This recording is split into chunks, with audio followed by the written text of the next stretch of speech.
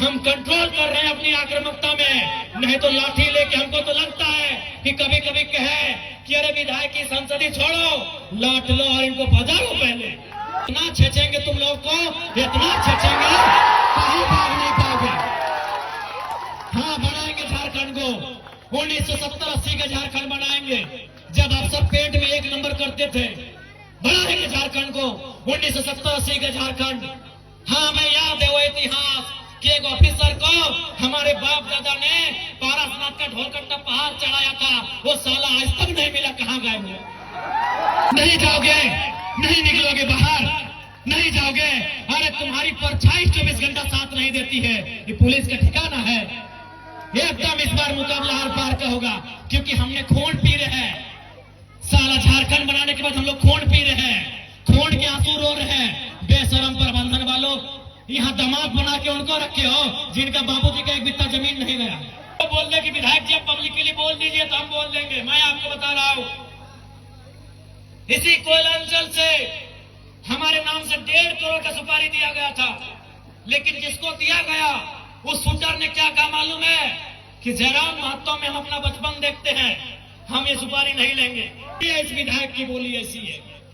तुम करोड़ों का ठेका लेते हो, तुम अरबों का ठेका लेते हो, और हमारे लोग विदेशों में 12,000 की नौकरी के लिए मर जा रहे हैं। इसीलिए मेरा बोली है कि मार देंगे, फाड़ देंगे, और जरूरत पड़ा तो कबाड़ देंगे, झारखंड की धरती से कबाड़ देंगे। अब हम लोग गेट बंदी करने का काम करेंगे, और याद रखिए गेट बंदी में अगर कोई लाठीचार्ज हुआ, अगर सीआईएसएफ ने लाठीचार्ज किया, झारखंड पुलिस ने लाठीचार्ज किया, तो हम सीआईएसएफ से झगड़ा नहीं करेंगे, हम झारखंड पुलिस से झगड़ा नहीं करेंगे।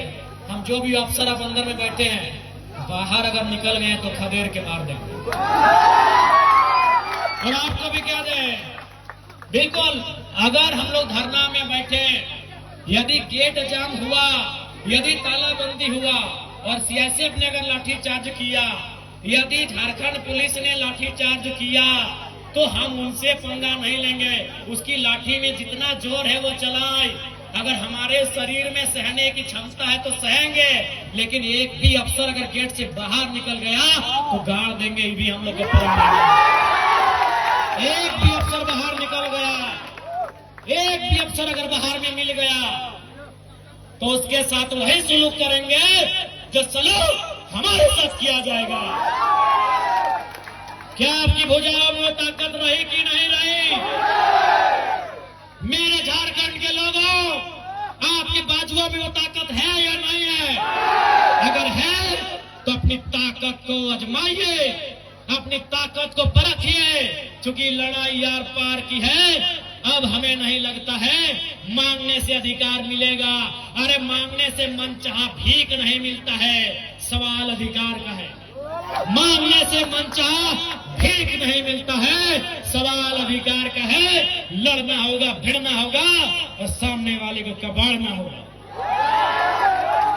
अगर मेरा बात भड़काऊ लगे तो मेरा साथ छोड़ दीजिए, मुझे कोई हक नहीं आपको भड़काने का। लेकिन अगर मेरा बात जेन्युइन लगे कि आज झारखंड में कोई मर्द का बच्चा है, कोई माई का लाल है, वो जयराम महतो है, जो कहता है सीना ठोक के कहता है और सही कहता है। क्योंकि मैं भी मानता हूं मार देंगे, गाड़ देंगे, ये एक सभ्य भाषा नहीं है। मैं मीडिया बंधुओं में मानता हूं, मैं स्वीकार करता हूं, ये एक विधायक की भाषा नहीं है, एक पढ़े लिखे नौजवान की भाषा बिल्कुल नहीं है कि मार देंगे, गाड़ देंगे, नहीं है ये भाषा। लेकिन कहावत है ना कि मरता क्या नहीं करता। आज मेरे लोग दुबई में मर रहे हैं, आज मेरे लोग नाइजर में मर रहे हैं, आज मेरे लोग सऊदी में मर रहे हैं, आज मेरे लोग मलेशिया में मर रहे हैं, आज मेरे लोग सिंगापुर में मर रहे हैं, आज मेरे लोग देश विदेश में मर रहे हैं। इसलिए एक विधायक होने के बाद भी मेरी आवाज ये निकल रही है कि मार देंगे, गाड़ देंगे और जरूरत पड़े तो फाड़ देंगे। ये खुशी में नहीं बोल रहे हैं, ये मजबूरी में मेरी बोली है। मैं मानता हूं ये एक विधायक को कतई शोभा नहीं देता है, एक विधायक की बोली नहीं होनी चाहिए ऐसी। लेकिन क्या करे, क्या करे, अंदर से खून खौल रहा है, अंदर से लहू डबक रहा है, अंदर से तीता, हम लोग अपने भाषा में बोलते हैं कि बिसाए के लिए, तिताए के लिए, तब जाके ये बोली निकल रहा है। और क्यों नहीं निकलेगा? 20 साल का नौजवान, 25 साल का नौजवान 12,000 15,000 की नौकरी के लिए विदेश जा रहा है और मर जा रहा है।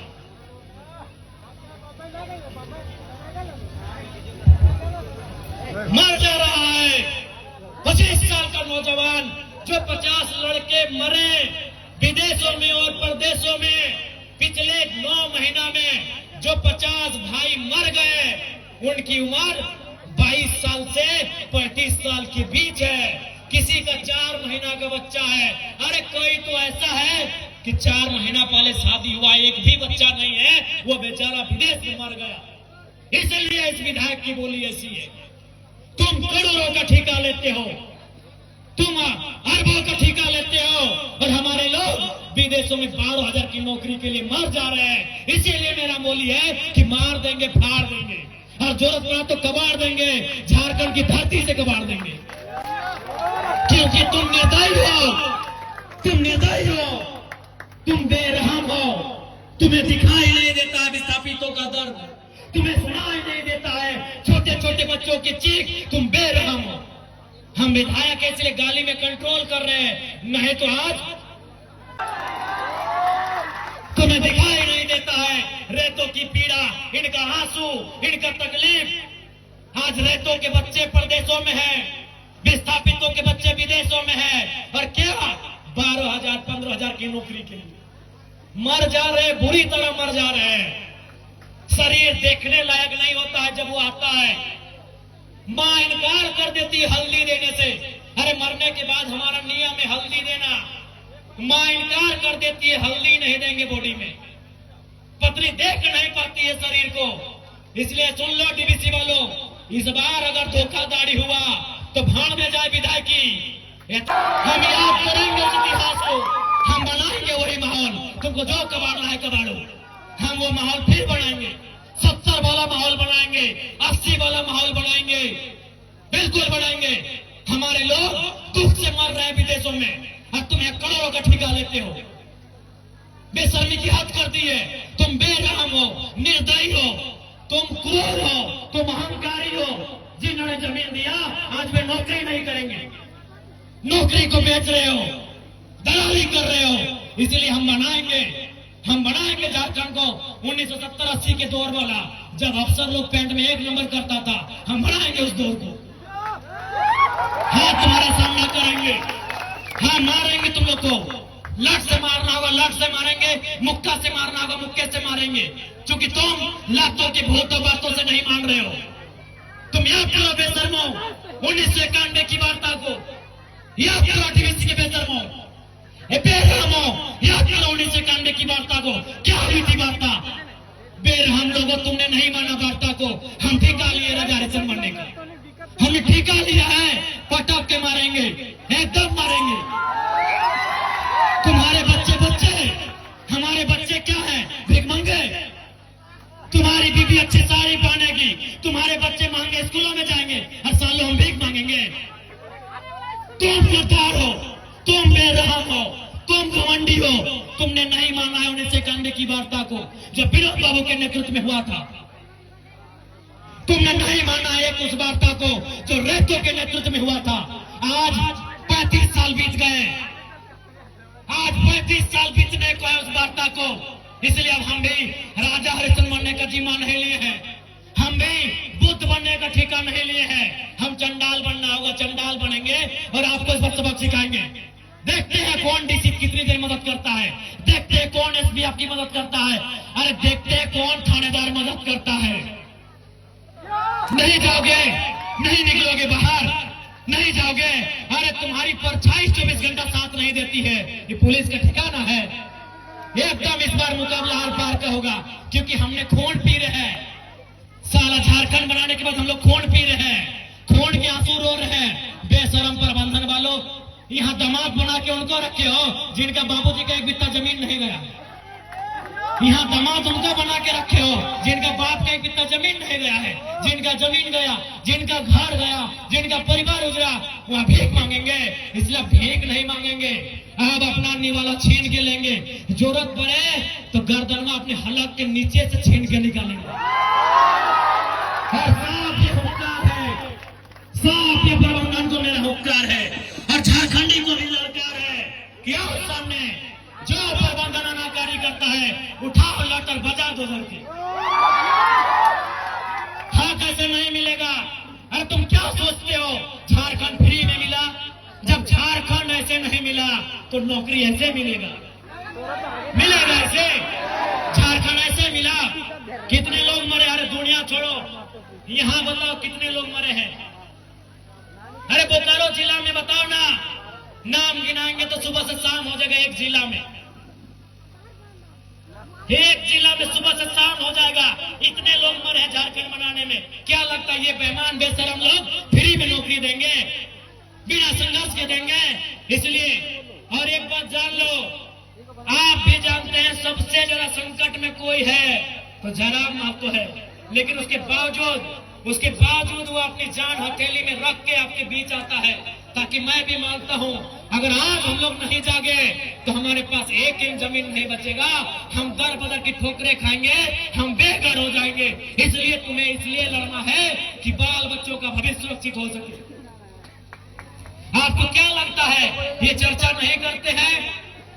ये चर्चा नहीं करते हैं कि जयराम महतो को रास्ते से हटा दिया जाए? मैं ये खुलासा कर रहा हूं और ये खुलासा मैं जिस दिन वो शूटर अगर वो बोल दे कि विधायक जी आप पब्लिकली बोल दीजिए तो हम बोल देंगे। मैं आपको बता रहा हूं, इसी कोयला अंचल से हमारे नाम से 1.5 करोड़ का सुपारी दिया गया था, लेकिन जिसको दिया गया उस शूटर ने क्या कहा मालूम है? कि जयराम महतो में हम अपना बचपन देखते हैं, हम ये सुपारी नहीं लेंगे। उसने अपने लोगों को मेरे पास भेजा और बोले कि जाकर उनको अलर्ट कर दीजिए, हम लोग सुपारी रिटर्न कर रहे हैं, लेकिन कोई दूसरा ले लेगा तो फिर हम लोग गारंटी नहीं लेंगे। उनको बोलिए वो सुरक्षित रहे, लेकिन हम उनका नाम और सारी चीजों को क्लियर इसलिए नहीं करेंगे क्योंकि एक प्रोटोकॉल होता है। अगर वो शख्स बोल दे कि आप पब्लिकली प्रेस में आके बोल दीजिए, हम उस दिन बोलने में हमको डर नहीं लगेगा। 1.5 करोड़ का सुपारी सिर्फ इसलिए गया था कि ये सब पे बात करता है, ये कंपनी पे बात करता है, कोयला पे बात करता है, ये करप्शन पे बात करता है। ये आपको मैं एक सच्चाई अपनी बता रहा हूं, लेकिन उसने लेने से इनकार कर दिया कि जयराम महतो में हम अपना बचपन देखते हैं। आज भी मिट्टी से निकलकर बाहर आया है, तो इनको ये आपको क्या लगता है कि इनको हमारे शब्दों से, हमारे विचारों से, हमारी आवाज से इनके पेंट गिली नहीं हो रही है? ये तैयारी कर रहे हैं, ये इस बात की तैयारी कर रहे हैं कि शक्तिनाथ महतो की तर्ज पर इसे हटा दिया जाए। ये इस बात की तैयारी कर रहे हैं कि हमें ठिकाने लगा दिया जाए। लेकिन मुझे पूरा विश्वास है कि अगर इस बार झारखंड की जमीन से लहू बहा तो इस बार इतना ही कहेंगे झारखंड के लोगों, चाहे लहू किसी का बहे, इस बार चिता मत जलाना, उस चिते को रख देना, उस चिते को छोड़ देना। अगर जलाना हो तो ऐसे बेरहम बेईमान पदाधिकारियों का हौसला जलाना जहां तुम्हारा अधिकार, जहां तुम्हारा हक आज भी वंचित है। ज्यादा समय नहीं लेंगे, जयराम महतो विस्थापन की लड़ाई लड़ने तैयार है, चाहे सड़क हो या सदन हो। आपने देखा होगा, सबसे पहले मैं माननीय मुख्यमंत्री और दीपक बिरुवा जी को धन्यवाद दूंगा कि आज एक बुलंद आवाज विधानसभा में उठने के बाद उन्होंने विस्थापन आयोग का गठन तो किया, लेकिन उसका अध्यक्ष और समिति का विस्तार कब होगा यह मुख्यमंत्री जी को तय करना होगा, जल्द करना होगा।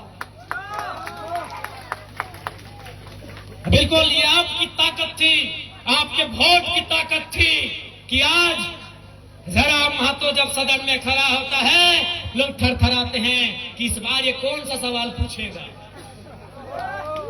लोग थरथराते हैं कि इस बार कौन सा सवाल पूछेगा। और अब में इतना ही कहेंगे, कोयलांचल के विस्थापित रैयतों, मेरे भाइयों मेरी बहनों, लड़ाई हर एक तरीके से लड़नी होगी। आपको लड़ना भी है, आपको पढ़ना भी है और जानकारी भी रखना है। विनोद बाबू लड़े क्योंकि वह वकील थे, जयपाल सिंह मुंडा लड़े वो विदेश से पढ़ के आए थे। अरे भारत की आजादी को पढ़िए ना, Gandhi barrister, Nehru barrister, Patel barrister, Netaji Subhash Chandra Bose ICSE में टॉप करने वाले। आईसीएस मतलब जिस समय होता यूपीएससी, उस समय आईसीएस था, Indian civil service. Netaji Subhash Chandra Bose कौन थे?